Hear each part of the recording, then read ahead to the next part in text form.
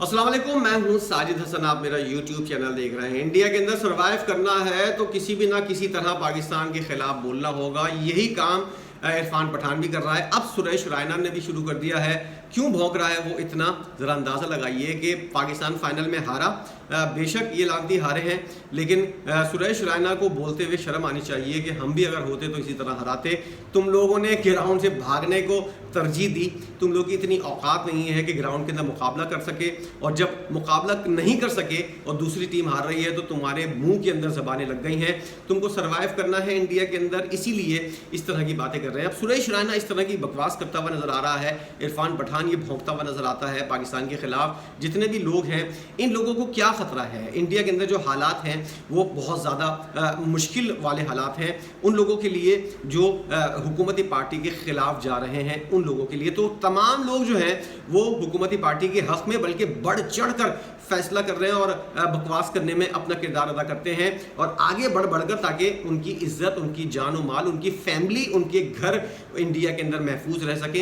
यही काम जो है सुरेश रैना, इरफान पठान, यूसुफ पठान और हरभजन सिंह और इस तरह और लोग जो हैं, युवराज सिंह वगैरह करते हुए नजर आ रहे हैं कि इन लोगों को इस बात का डर है कि किसी तरह अगर हमने कोई ऐसी चीज़ कर दी कि पाकिस्तान के हक़ में जाता हुआ चीज़ नज़र आई तो हमारे घर को आग लगा दी जाएगी। ये वो डर है जिसकी वजह से इंडिया के लोग जो हैं या तो खामोश हैं, गलत को गलत नहीं बोल रहे, लेकिन अब बहुत ज़्यादा आवाज़ें उठना शुरू हो गई हैं इंडिया के अंदर भी। ऑपरेशन सिंदूर को लेकर पाकिस्तान से हार के ऊपर जो 5-6 तैयारे गिराए हैं उसके ऊपर, और अब मोदी सरकार के मामला जो है वो ज़्यादा ख़राब होते हुए नज़र आ रहे हैं, और उसके बावजूद भी जो रही सही इज्जत है वो सुरेश रैना और ये इरफान पठान जैसे लोग जो हैं वो उसको बहाल करने की कोशिश करते हैं।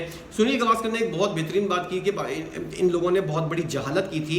इंटरनेशनल मैदानों के अंदर इस तरह की जहालत नहीं होती, आपको बॉयकॉट नहीं करना चाहिए था, लेकिन यहाँ पर बहुत से ऐसे जाहिल हैं जिनकी बात जो है वो बहुत सारा लोग सुनते हैं और उन लोगों का रिएक्शन भी सामने आता है। अब इंडिया के साथ मसला क्या है? इंडिया ने क्यों पाकिस्तान के साथ मैच खेलने का फैसला किया है एशिया कप में? क्योंकि इंडिया के पास T20 का वर्ल्ड कप जो है वो भी मौजूद है। आने वाले दिनों के अंदर ओलंपिक्स भी होनी है, बहुत सारे कॉमनवेल्थ के गेम भी होने हैं, तो वहाँ पर इंडिया के अंदर खेलों के हिसाब से बहुत ज़्यादा एक्टिविटीज़ होने वाली हैं 2026 के बाद से।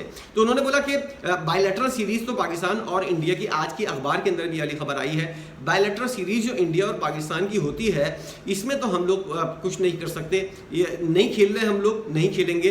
लेकिन जो इंटरनेशनल मैचेस होते हैं, जब बड़े टूर्नामेंट होते हैं, उनके अंदर अगर बॉयकॉट कर दिया तो अगली टीम जो इंडिया के अंदर आने वाली है, या जो इतने बड़े बड़े टूर्नामेंट्स होने वाले हैं इंडिया के अंदर, उनके अंदर भी कोई टीम अगर बॉयकॉट कर देगी तो टूर्नामेंट तो हमारा बर्बाद हो जाएगा।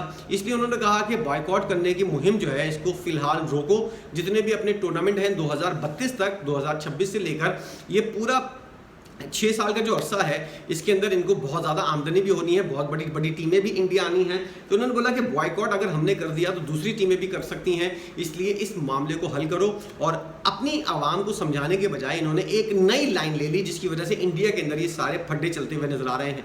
अगर आपको कुछ करना ही था तो ऑपरेशन सिंदूर के बाद कोई ऐसा एक्टिविटी करते, कोई ऐसा स्टेप उठाते कि लगता कि हाँ ये लोग जो है इनका माइंड जो है कुछ चेंज हो रहा है। आप एक तरफ पाकिस्तान से बुक्स रखते हो, उसको गालियां देते हो, और दूसरी जानिब पाकिस्तान के साथ खेलते हुए नजर आते हो। पाकिस्तान को ख्वाब बात है, कोई शौक नहीं है इंडिया से खेलने का, हम लोग कोई नहीं मरे जा रहे हैं, ये बात अंडरस्टैंड कर लो। तुम लोग, तुम्हारे दिमाग के अंदर बेवकूफ़ों वाली जो चीज़ें भरी हुई हैं उसके अंदर ये चीज़ भी डाल लो काम की कि पाकिस्तान को कोई शौक नहीं है इंडिया के साथ खेलने का, और ना ही उस पैसे का जो इंडिया वाले जो हैं जो बकवास करते हुए नजर आते हैं कि हम इतना करोड़ों कमा रहे हैं, तुम लोग कितने करोड़ कमा रहे हो। लानत है ऐसे पैसों के ऊपर जिसके अंदर 2% की इज्जत हो तुम्हारी पूरी दुनिया के अंदर, तुम लोगों को कोई पूछ नहीं रहा। इन करोड़ों डॉलरों को पिछवाड़े में ले लो, कोई फायदा नहीं है इन डॉलर्स का, इन पैसों का, क्योंकि तुम लोगों की औकात जो है वो कुत्तों वाली हो गई है। तुम लोगों को बॉयकॉट करने की इतनी ज़्यादा वो थी, तुम लोगों ने हिम्मत नहीं हुई कि तुम लोग बॉयकॉट कर सको,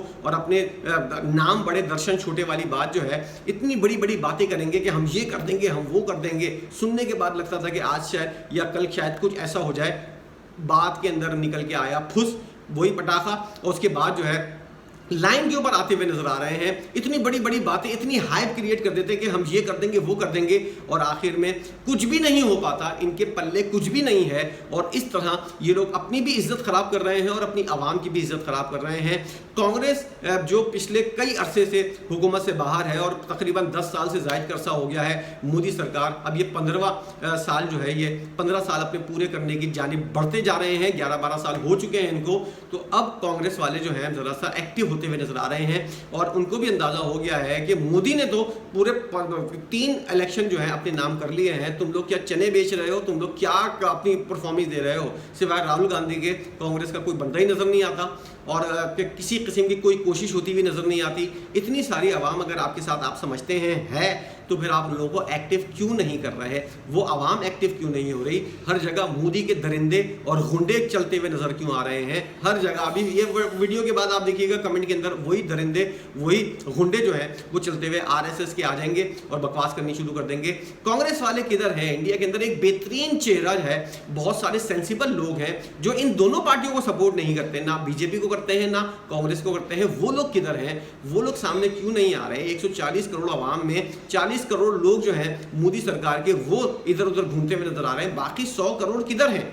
ये वाली बात जो है ये समझ में नहीं आ रही। और हर कोई रायना की तरह, इरफान पठान की तरह अपनी जान बचाने, अपनी फैमिली को बचाने, अपने घर को आग लगवाने से बचाने के लिए इस तरह की बकवास करते हुए नजर आते हैं। इनकी बातों के अंदर किसी किस्म का कोई वजन नहीं है सिवाय अपनी आवाम को खुश करने के लिए। दुनिया भर में इन लोगों की वैसी 2 टके की इज्जत है। अब ये लोग फिर पाकिस्तान के खिलाफ जो है बकवास करते हुए नजर आते हैं कि हम अगर पाकिस्तान के खिलाफ खेलते हम भी ऐसे ही हराते। कुत्तों, अगर तुम लोगों को मौका मिला और तुम वो मौका गंवा कर जा रहे हो, बाद में दूसरा जीत रहा है, तो तुम लोग राल टपकाते हुए और बकवास करते हुए नजर आते हो। यही तुम्हारी औकात है कि तुम लोग बगैर खेले जो है इस तरह बकवास करते हुए नजर आओ। जब तुमको खेलने का मौका मिला तो तुमने अपना बैट फेंका, राम राम करते हुए गरक हो गए और अब आकर अपनी बकवास कर रहे हो क्योंकि अपने मुल्क पहुंच गए हो, अपनी सिक्योर जगह पे पहुंच गए हो।